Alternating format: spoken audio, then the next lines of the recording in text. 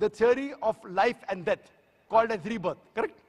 Now this theory was propounded by the scholars of Hinduism. It's nowhere mentioned in the Vedas. Why? Because they could not justify. Some people are born deaf, some people born rich, some people born in a poor family, some people are born healthy, some people congenital heart disease. How can God be unjust? So they couldn't justify, so they came with the philosophy of death, life, karma and dharma. Karma is the deed, action, dharma is the law. So what justification? How can God be unjust? How can a person be born with a heart disease? Last life, he did some sin. This was a philosophy assumption by the scholars of Hinduism, not by Ved. So then they came with this philosophy and they say that if you do good deeds, in your next life, you will be born of a higher degree. And the universal brotherhood of Hinduism is all living creatures are brotherhood. So maybe you are born sometime as a cockroach, sometime as a rat, sometime as a cat, sometime as a dog, sometime as human being. Human being is the highest level. So if you do good deeds, you're born higher. If you do bad deeds, you're born lower. Fine? And you're born as a human being 7 times. How many times? 7. This is the philosophy of the Hindu scholars, called as samsara. Now I'm asking you a question, brother. In this world, sin is increasing or decreasing? Sin, बढ़ रही है क्या घट रही है? बढ़ रही है, mashallah, very good. Sin is increasing. Population of human being, इंसान जो जनता, इंसान है बढ़ रही है क्या घट रही है? Population बढ़ रही है क्या घट रही है? बढ़ रही है, mashallah. So sin is also increasing and human beings are increasing. If sin is increasing, human beings should decrease. So what we realize, logically it's not correct. Therefore, I believe in Punarjanam. Punarjanam is next life, which even Quran speaks about next life. But only one. You come in this world only once. Now coming to your third question. About Brahma, Vishnu, Mahesh or Shiva. Same. 2 names, Mahesh and Shiva, same. But more popular known as Shiva. Right? The creator, the destroyer, the sustainer. Brahma, Vishnu, Shiva. And you ask me that does God have these 3 forms? No, God doesn't have 3 forms. Does he have any people? Yes, he has many angels. See, alone God is sufficient. He does not require anyone's help. But if he wants, he can do it through an angel, if he wants. If he doesn't want, no problem. He just wills, and it is. Kun fayakun. Be, and it is. As far as the Hindus, what they believe in somewhat similar Trinity what the Christians believe, even the Hindus believe. That Almighty God, one God is God to create, Brahma. One God is God to destroy, Shiva. One God is God to sustain, Vishnu. So separate God for creation, separate God for sustaining, separate God for destroying.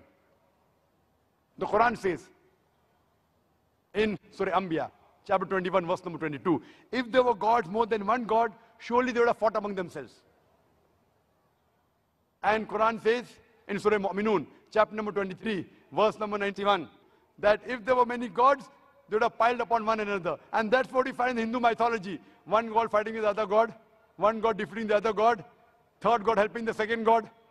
How can gods fight? So best is only one God. Superpower is only one. And that is what the Ved says. If you ask a common Hindu, how many gods does he believe in? Some will say 3, some will say 100, some will say 1,000, some will say 33 crores, 330 million. But if you ask a learned Hindu, that how many gods should a Hindu believe in, he will tell you Hindu should believe only in one God. But the common Hindu, he believes in a philosophy known as pantheism. What he says, that everything is God. The tree is God, the sun is God, the moon is God, the human being is God, and the snake is God. What we Muslims say, everything is God's. G-O-D with an apostrophe S. Everything belongs to God. The tree belongs to God, the sun belongs to God, the moon belongs to God, the human being belongs to God, as well as the snake belongs to God. So the major difference between the Hindus and the Muslims is the Hindus say everything is God, we Muslims say everything is God's.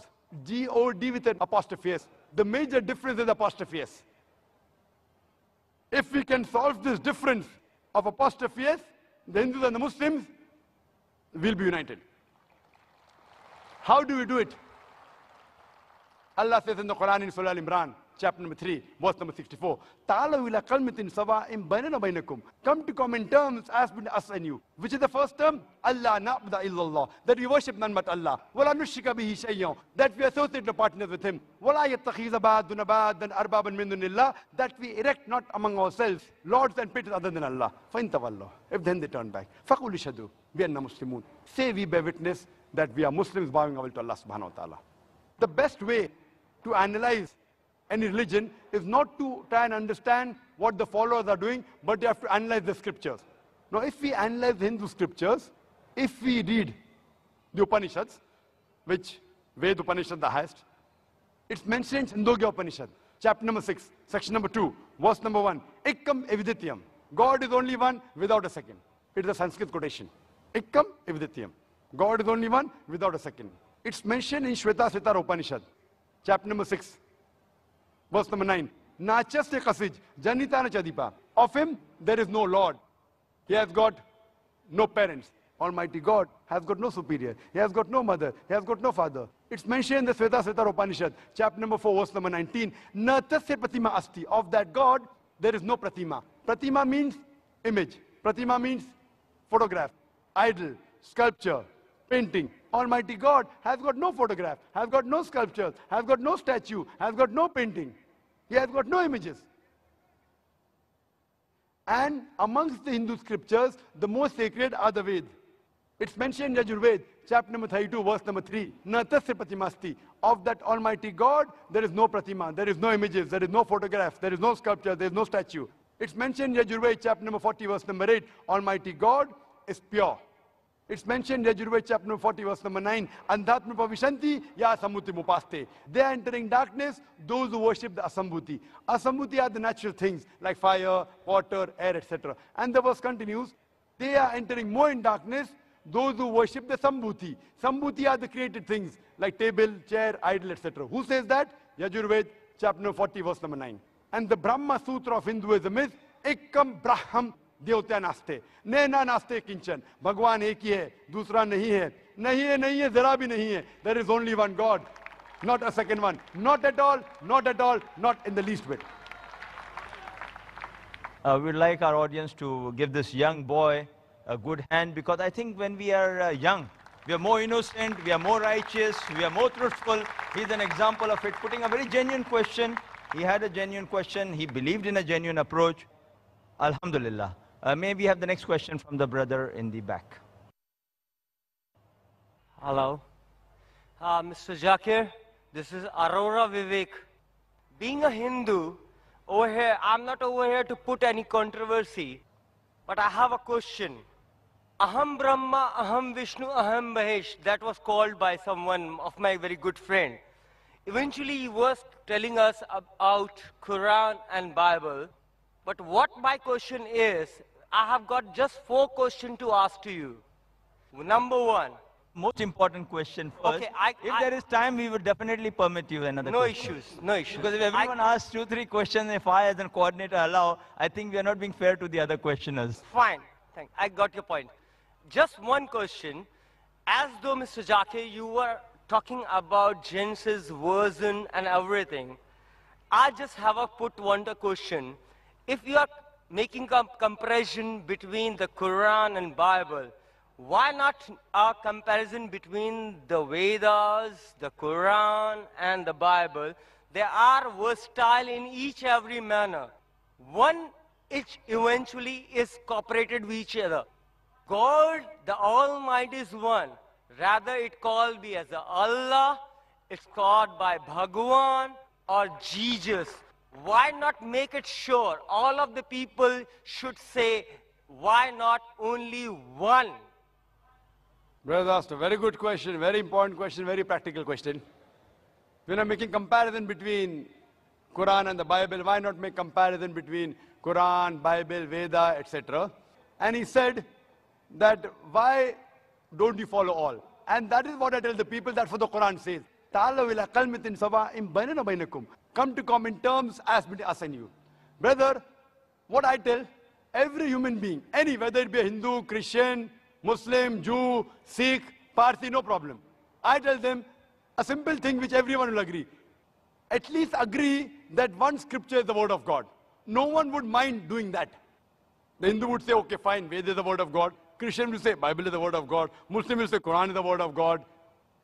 The Sikh, he'll say, my Granth is the word of God. The Parsi, he will say that my Avesta is the word of God. No problem. Now, put all these scriptures together. What is common? Let us agree to follow that. What is not common? We can discuss that tomorrow. Correct? I only ask them one thing. What is common in all these scriptures? Let us agree to follow. Because Sorry at to least- interrupt you, sir. Sorry to interrupt you. Brother, please let me complete the answer. And Please, after please, after I finish the answer, what you want you can say. Maybe what you want to ask, I will give in the answer. Correct? I go in stepwise. Right, sir. The mathematical, if you want to solve a problem, if I directly give you the answer, you won't understand. I have to go stepwise. 1, 2, 3, 4. Fine. Exactly. So my only request is, what is common in all the scriptures, let us follow. What is not common, we'll discuss later on. Fine? Now, common in all the scripture is that God is one. So let us believe God is one. Ved says that God is one. Didn't I say that? Ekkam evidityam. God is only one without a second. Bible says that. Gospel of Mark, chapter number 12, verse number 29. Book of Deuteronomy, chapter number 6, verse number 4. Shema Israel, O Adnai Adnai Echad. Hear, O Israel, the Lord, our God is one. The Jews say that, the Christians say that. Quran says, Kul Wallahu Ahad. Say there's God one and only. So where does this Trinity come in between? Where does this Brahma, Vishnu and Shiva come in between? Where? I didn't believe in that. Brother, let me complete. There is no Brahma mentioned in the Quran. There is no Shiva mentioned in the Quran. There is no Jesus mentioned in the Quran that he is God. It's mentioned in the Quran he is a messenger of God.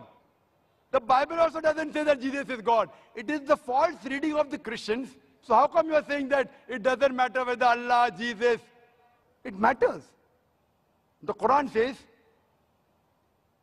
in Surah Isra, chapter number 17, verse number 110, Qulidullah abidur rahman ayamatadu falal asmaul husna. Say, call upon him by Allah or by Rahman. By whichever name you call upon him, to him belong the most beautiful names. It should be a beautiful name. It should not conjure up a mental picture. It should be a true name. You can't give a false name to God. You can't insult God. You can't belittle God. Some people tell me, what difference does it make? You call pani, you call water, you call tani. No problem. If you call pani, you say in Hindi. Tani, you say in Tamil. Moya or mai, you say in Arabic. Jal, you say in Hindi. No problem. You can call by any name. But then, one morning, my friend comes and tells me, every morning I have water. But after I have water, the doctor told me I have a lot of water. But I start vomiting. I said, why? No, the water is yellowish. The doctor told him to have water. He has every morning 1 glass of water. The water is yellowish. Yellowish. Yellowish. Then I realized what he's talking is not water, it is urine. You can't call urine as water. The definition of water, you can call Tani, you can call water, you can say Rahman, you can say Rahim, you can say Karim, you can say Rab. But you can't call God as man. You can't call God as insan. Therefore, you can't call water as urine. And the touchstone for theology is Surah Ikhlas, chapter number 112, verse number 1 to 4. What I mentioned in Surah Ikhlas. So what I'm going to tell, that what is different, keep it aside. Nowhere does the Quran say that Jesus is God. Nowhere does the Quran say Mahesh is God. So keep Mahesh out. Yes, if you say Brahma, Brahma is a Sanskrit word which is known as a creator God. So if you say creator, I've got no problem.